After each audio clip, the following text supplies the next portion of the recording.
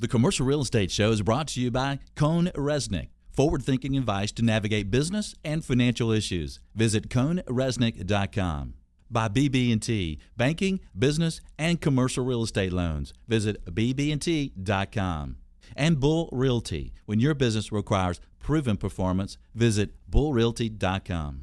And by France Media, providing exposure to the world of commercial real estate. Visit FranceMediaInc.com.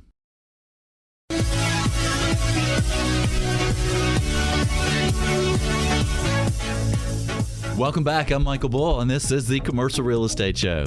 We have some very interesting shows coming up for you, including a show on different types of commercial real estate auctions, an update on the hotel industry, and an interesting show about some of the top issues surrounding commercial real estate contracts. Be sure to catch shows of special interest to you. Sign up for a once-a-week email announcing the show topic at commercialrealestateshow.com.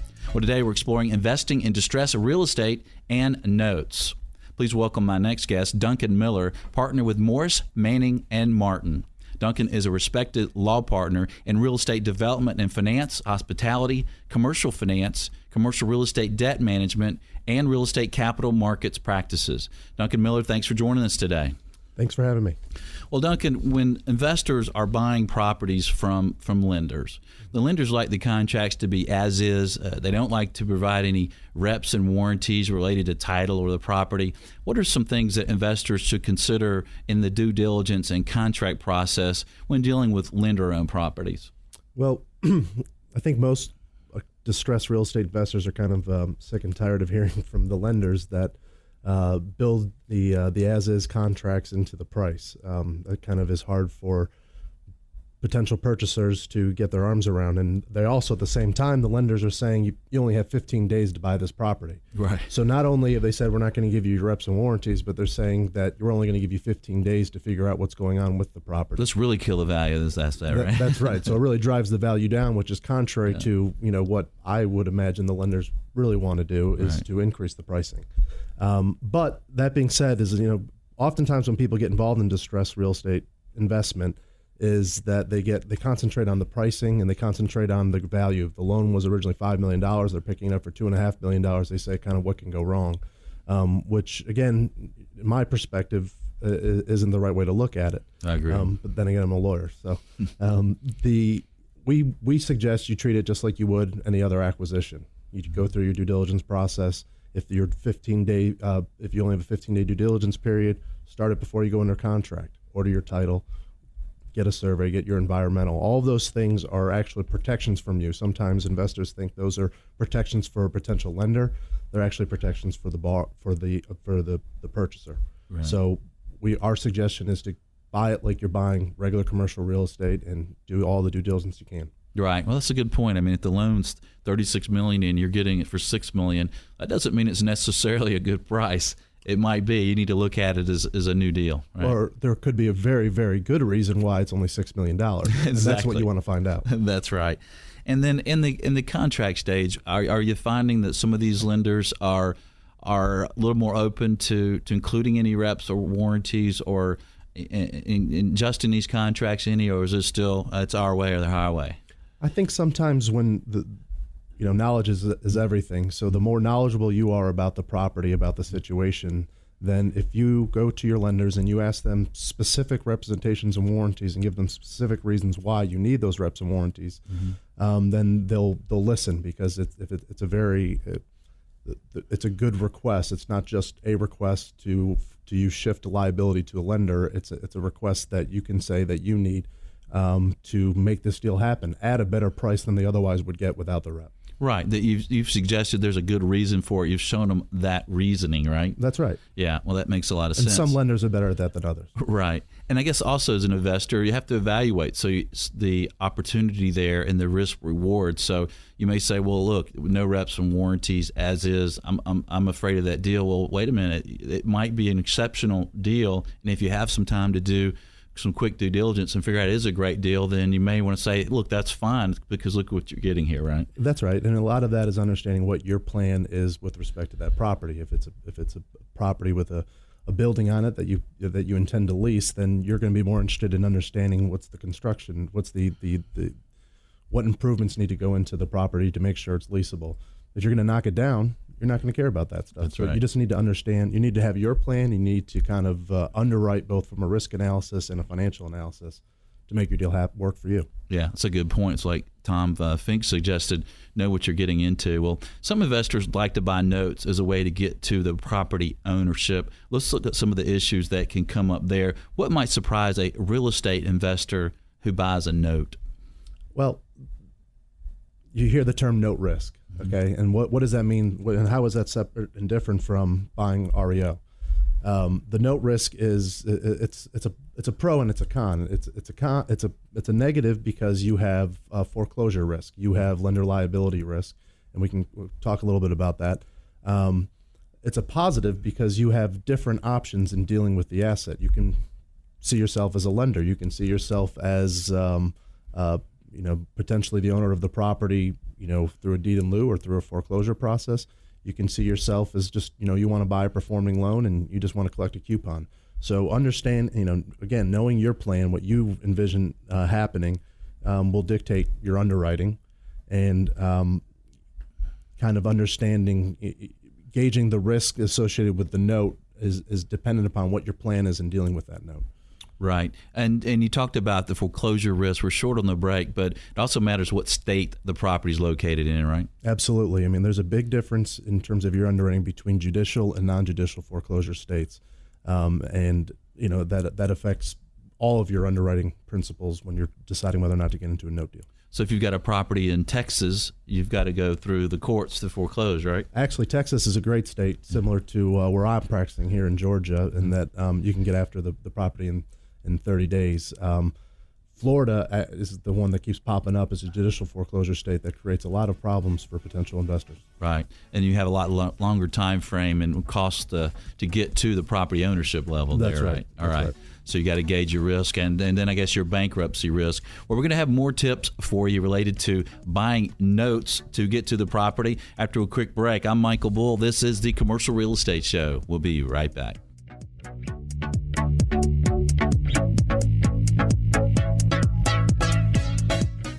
The Commercial Real Estate Show is brought to you by Cohn Resnick. Forward-thinking advice to navigate business and financial issues. Visit CohnResnick.com. By BB&T, banking, business, and commercial real estate loans. Visit BB&T.com. And Bull Realty. When your business requires proven performance, visit BullRealty.com. And by France Media, providing exposure to the world of commercial real estate. Visit FranceMediaInc.com.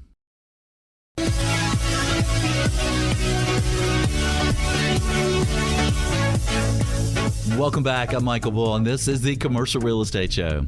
You may be listening to the show today anywhere from Portugal to Hawaii. The show has been broadcast around the world for 2.5 years on the radio, on iTunes, and the show website. Well, in January, the show was also picked up by the Wall Street Business Network in 10 major radio markets across the U.S. So wherever you are today, thank you for joining us.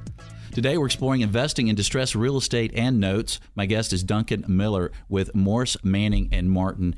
And Duncan, what about lender liability? Can an investor buying a note get into issues by becoming the lender related to lender liability? Yeah, lender liability, the answer is yes, but there's also ways to avoid it. The lender liability, some probably smarter lawyers than I am can give you a better definition of it. But it's basically if I'm a lender and I try to exercise my remedies against a borrower, that they either have a claim or a defense against me as a lender to exercising my remedies. Mm-hmm. So it can mean anything. The biggest things that we see are that the lender, a previous lender or the existing lender made a promise to them. They amended the loan somehow, some way. It may be in an email that was never responded to, or it could be in a conversation that somebody had with a loan servicer or a loan officer previously. So the things that we recommend is anytime you get into a kind of negotiation with the borrower in a workout scenario is to make sure you set up a pre-negotiation letter which dictates the terms of the negotiation. The second thing is put it in writing. Don't have a lot of verbal conversations. Mm-hmm. Make sure you respond to your emails. People will send an email saying, hey, you modified the loan because you never responded to this email. At the end of the day, a lot of those arguments end up being losers in the court, but they're costly and they're timely in terms of exercising whatever, your your goals are with respect to that loan. Yeah, well, it's interesting because I think as an investor that may be used to owning real estate, they've got to realize, well, now you're a lender and you're subject to those issues. And let's talk about another one of those issues is note buyers sometimes like to talk to the borrower prior to closing a note purchase. They want to get an idea of the borrower's intentions and maybe know more about the property. What are some issues when buying a note related to communicating with the borrower prior to closing the note purchase? Well, two issues. One is the lender liability issue that we just talked about, is that anytime you're opening up a three-way conversation, somebody might hear things wrong or have a different agenda depending on which party they're talking to. So it gets a little bit ugly when you have an existing lender, you're a potential lender, meaning you're going to buy the note, and then you have a borrower, and you're now going behind the existing lender's back is a strong word, but you're now talking to the existing lender that has contractual relationships with the borrower and potentially making a deal with that borrower if and when you buy that note. Because generally the existing lender doesn't want you talking to that borrower, right? Generally, they're going to contractually not allow you to talk to that borrower. Now, we get questions all the time. Is it okay if we talk to the borrower? What are the risks? The answer is no, it's not okay if you have a contractual arrangement with your existing lender that you're not going to speak with that lender. If the lender finds out, you'll never be able to do a deal with them again. And B, you're then opening yourselves up to potential this lender liability that we've been talking about. Now, knowledge is king in the real estate business, specifically in the note business. So as much information you can gather about the borrower's situation and the property is important to you as an investor. So there's other avenues you can use to not necessarily talk to the borrower. And I'm not even talking about going through a middleman to talk to the borrower. I'm just talking about understanding who the borrower is, doing judgment searches, finding out if he's heavily into litigation, finding out if he's a bankruptcy risk as he's done in the past. Those are that's a lot of good information that will allow you to determine what your underwriting should be in deciding whether or not to do the deal. Well, those are some good points. And Duncan Miller, thanks for joining us today. Thank you, Michael. If you'd like more information from Duncan, visit mmmlaw.com.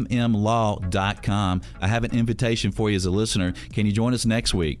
We'll be looking at land and development in a recovering economy. I'm Michael Bull. Until next week, be sure that you always lead, learn, and laugh, and join us for the Commercial Real Estate Show.